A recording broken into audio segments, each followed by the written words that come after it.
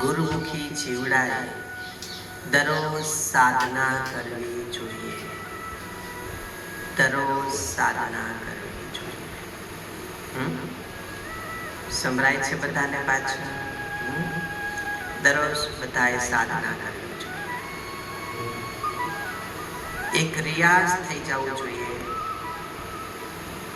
કે ગમે તેવો દિવસ હોય, સુખનો કે દુઃખનો, ઇવન બહાર ગામ ગયા હોય તો પણ સાધના મૂકવાની નહીં. આપણે શરીરની સફાઈ માટે કેટલું બધું કરીએ છીએ. લેટ્રિન કરવાની જગ્યા ગોતી લઈએ, નાહવાની જગ્યા ગોતી લઈએ, તૈયાર થવાની જગ્યા ગોતી લઈએ. તો સાધના કરવાની શરીર માટેની જો જગ્યા ગોતતા હોય તો આત્મા માટેની જગ્યા કેમ નથી ગોતતા? કોઈ સાધકને પૂછે, ઘણા બધા જૂના સાધકો છે એમાં, અને બધા લોકો આવતા હોય આશ્રમ પર. આપણે પૂછે, સાધના કરો છો? ક્યારે ક્યારે કરી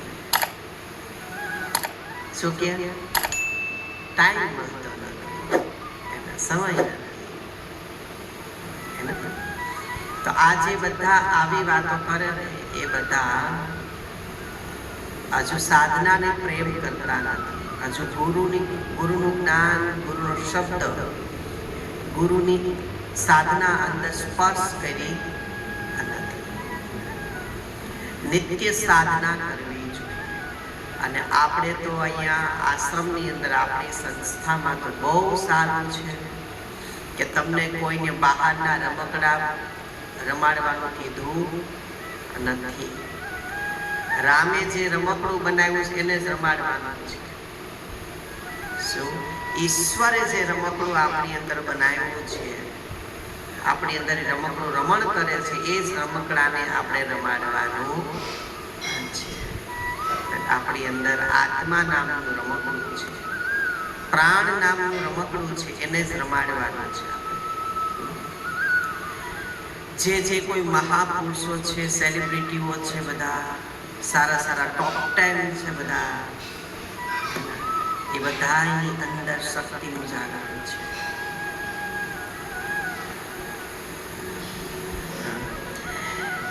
મેં ઘણી વાર કીધું છે, જે યોગ કરે ને એ રાજયોગ કરે,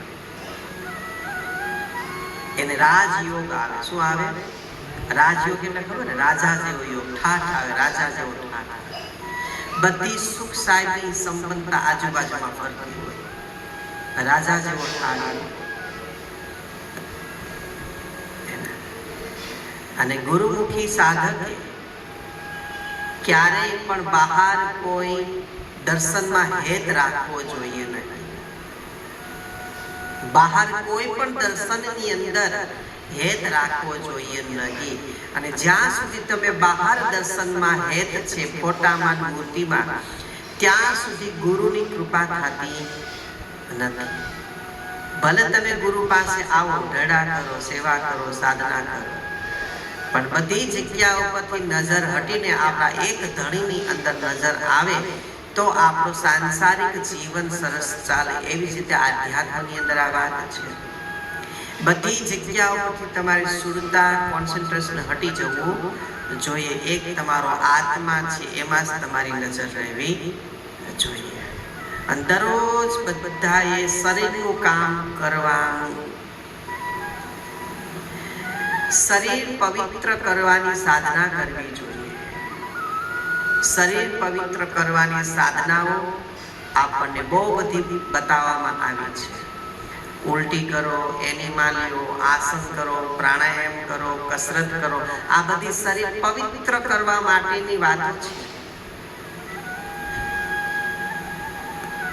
ભગવાન જેવા ભગવાન છે ને અત્યારે આપણે નામથી બધા પૂજ્ય છીએ, એના નામ લઈએ એને પણ એક યોગ કર્યો છે.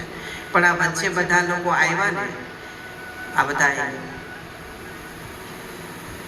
શું કહેવાય, આધ્યાત્મના અભણ લોકો, એને બધું વચ્ચે રિમોટ કંટ્રોલ આપણને આપી દીધા કે આ તો કરવું જ જોઈએ. માતાજીનું કામ તો કરવું જ જોઈએ, ભગવાનનું, દેવનું કામ તો કરવું જ જોઈએ.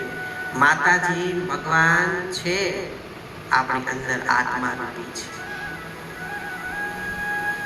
ફોટામાં તસવીરોમાં કે છે અને ગુરુજી લાઈવમાં સરા જાહેર બોલે છે.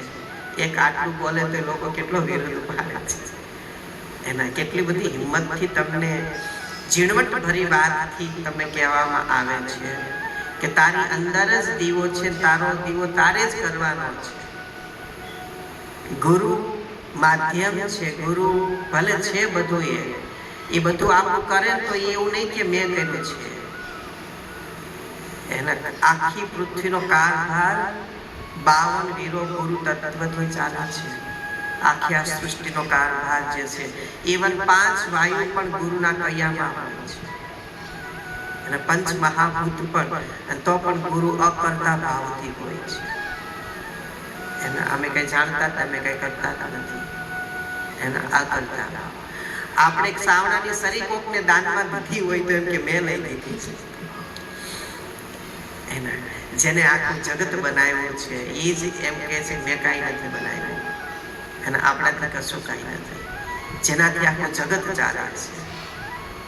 ઓકે, એવું ગુરુ તત્વની મહાનતા આ પૃથ્વી ઉપર, આ મૃત્યુલોકમાં બહુ મહાન છે, અતિ મહાન છે.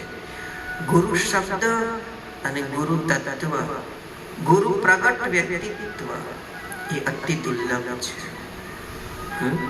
ગુરુ શબ્દ બહુ મહાન છે, બહુ પવિત્ર શબ્દ છે, પણ એથી વિશેષ મહાનમાં મહાન જો આપણને કોઈ પ્રગટ નજર સમક્ષ દેખાય એવા પ્રખર ગુરુ આપણને મળે ને, એ આપણા માટે ઈશ્વરનું દર્શન થયું કહેવાય.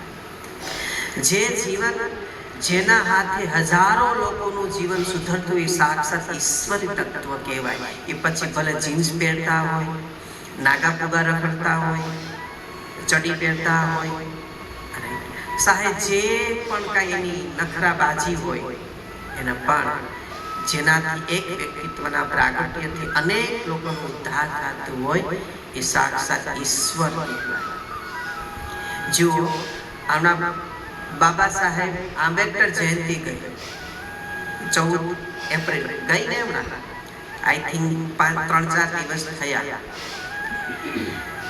જો બાબા સાહેબ આંબેડકર ન હોત ને, એને જે અમુક બંધારણીય જે નિયમો બનાવ્યા છે સ્ત્રીઓના, ભાઈઓના, અમુક એ આપણા એક આધ્યાત્મિક મત પ્રમાણે એવું કહેવાય કે બાબા સાહેબ આંબેડકર આ કલયુગમાં વિષ્ણુ અવતાર કહેવાય. શું કહેવાય? વિષ્ણુ અવતાર કહેવાય. કારણ કે એક માણસથી અનેક લોકોનું પરિવર્તન આવતું હોય એને વિષ્ણુ જ કહેવાય. શું કહેવાય એમને? વિષ્ણુ અવતાર જ કહેવાય. કેટલા બધા બંધારણીય નિયમો છે, સંવિધાનો છે, એ આપણને અહીંયા મૂક્યા છે.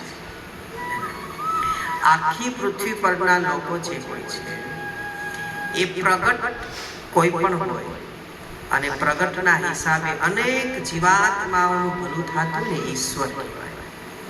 શું કહેવાય એને? અને આપણે બધા એ ઈશ્વરને ગોતવા માટે મંદિરોમાં જોઈએ. ઈશ્વર તત્વ આપણી બાજુમાં જ હોય છે, અગલ બગલમાં જ હોઈએ છીએ, મસ્જિદોમાં ગોતવા જઈએ છીએ, દેવાલયોમાં, દેવળોમાં ગોતવા જઈએ છીએ. ઈશ્વર તત્વ આપણી ભીતર છે. ક્યાં છે? આપણી અંદર છે. તો દરેક સાધકોએ ઈશ્વર તત્વને જગાડવા માટે સાધના કરવી જોઈએ. એને કહેવાય મનુષ્ય અવતાર.